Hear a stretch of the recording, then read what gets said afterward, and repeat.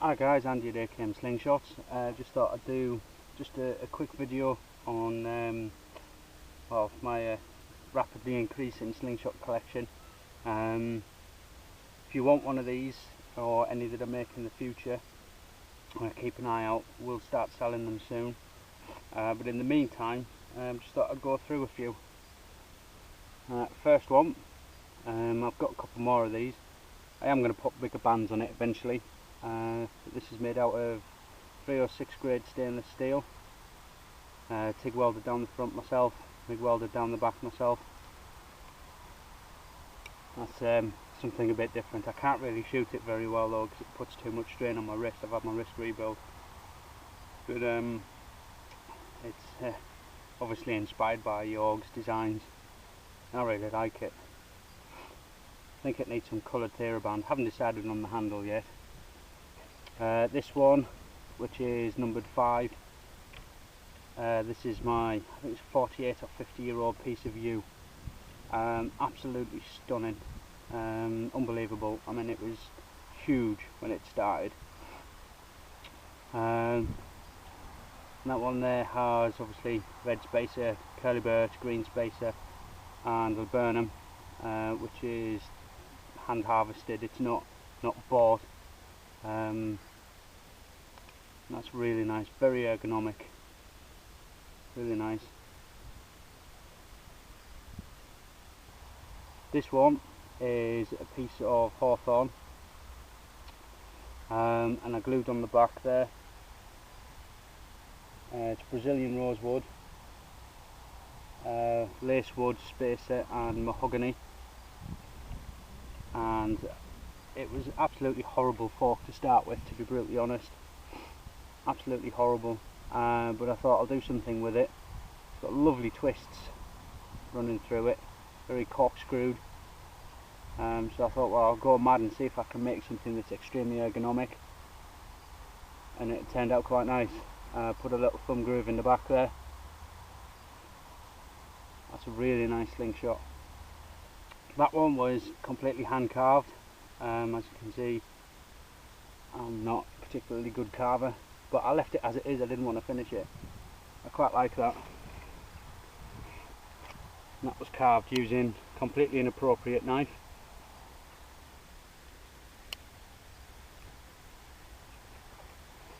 Okay, next one is, this is a piece of silver birch. Silver birch has a nice property for a slingshot. It weighs nothing. It weighs absolutely nothing. I made this one just as a test. Teach myself how to do brass pinning. The people I have shown this don't believe that it's actually separate bits of wood. The glue lines on it are just astounding. This one did work very, very, very well. Really nice. And it's actually a Zebrano core with green spacers and brass pinned. Very, very nice. Weighs nothing. Absolutely weightless. It's got a knot in it there. Looks painted on or transferred on. It's unbelievable.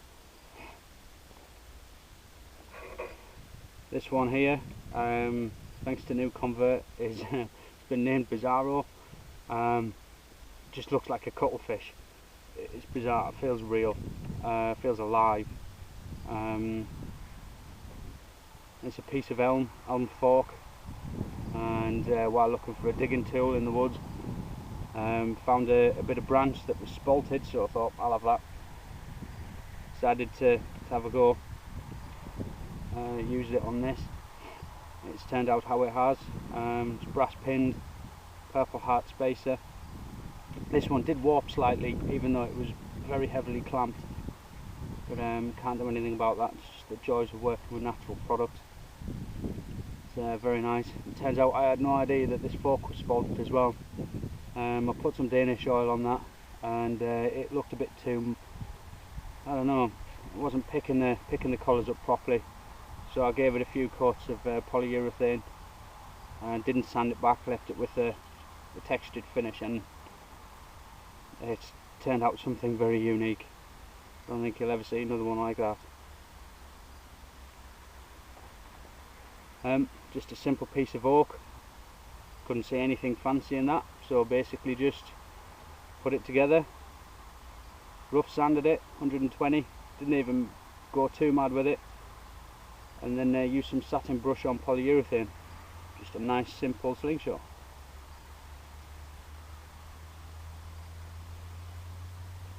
And this purple heart was a piece of deadwood oak, which was the first one I split lengthways. My bandsaw couldn't cut a piece of purple heart wide enough, so I actually had to miter it in 3 pieces.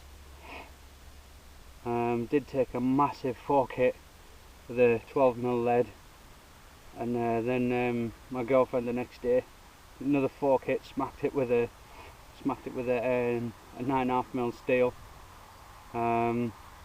Surprised it hasn't smashed it. It had double TheraBand gold on. Has cracked it down the front.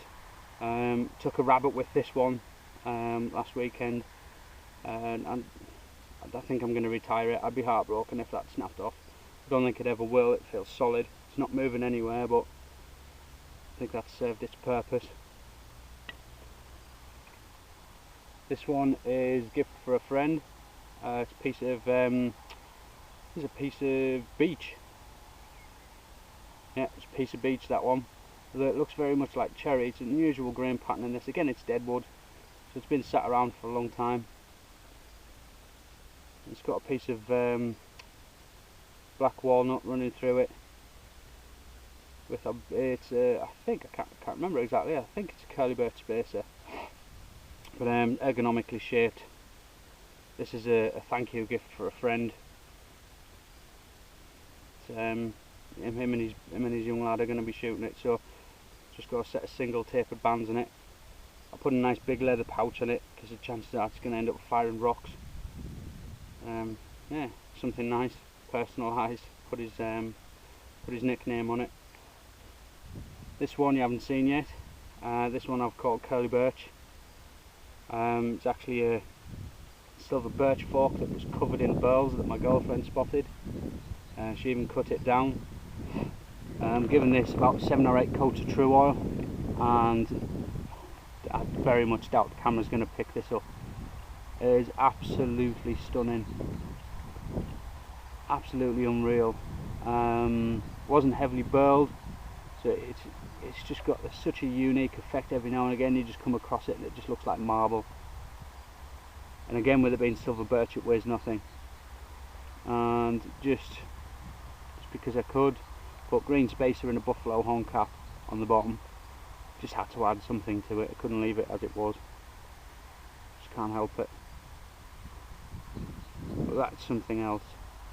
I certainly won't be shooting that, banding it up and shooting it. If I was to hit that with a 12mm lead, I think I'd cry.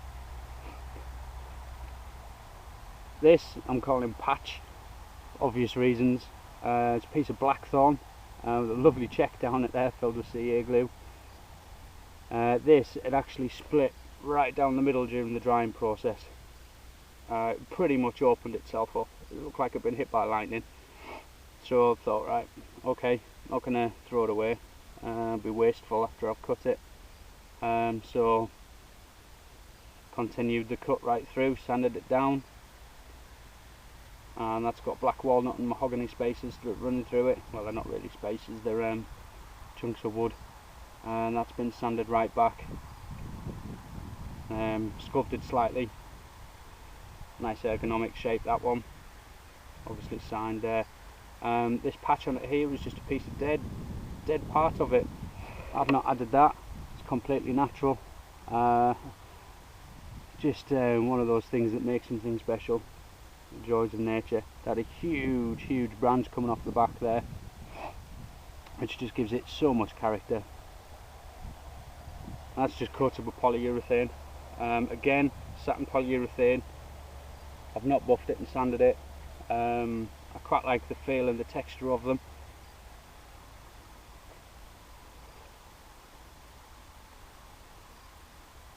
This one here is number 3.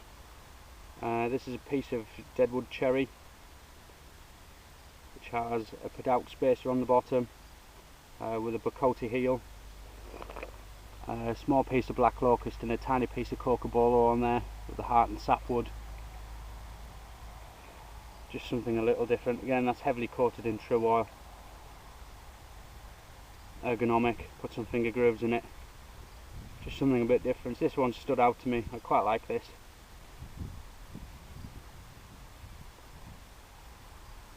Nice. 3 I've got in progress at the moment. Again, it's another little piece of cherry. Still need to sand all this. It's got a piece of Osage orange as a spacer, and then I believe it's Indian ebony on the bottom, either Indian ebony or cocobolo. Just a scrap bit I had lying around, I've stuck it on there. We'll find out once it's sanded. I can't remember, to be honest. I went a bit mad yesterday to start gluing everything together. But, again, that's just going to be a nice simple little shooter. It's going to be a nice grain pattern. I've not finished any cherry actually in polyurethane, so I may well give that a go. This one, which just reminds me of a snail. Again, it's not sanded heavily at all yet. It's a piece of silver birch with some black heart on the back. Look at the grain pattern in that. That is really, really going to pop. Really going to pop. That's a Padauc spacer. Really solidly fills the hand. I was going to finger groove it, but I just left it completely as it was. It's as the tree was. There was a small branch coming out of there, small twig coming out of there, small piece coming out the front here. I'm just going to leave it as it was. But that, I'm very, it's the first time I've used black heart, so I'm quite intrigued to see what it's going to be like once it's oiled up. Again, still needs a lot of sanding, but getting there. This piece of deadwood oak, this is going to be very nice.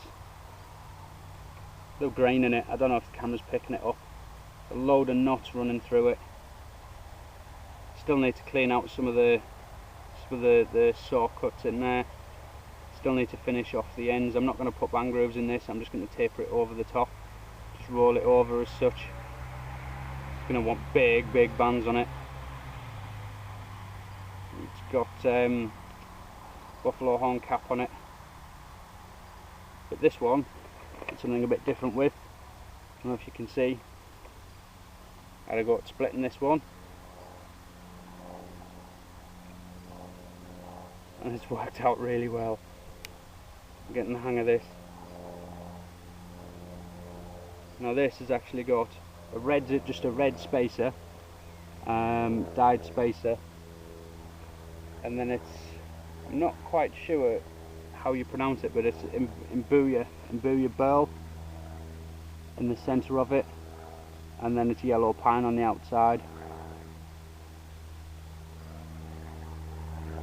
Which could be really interesting once it's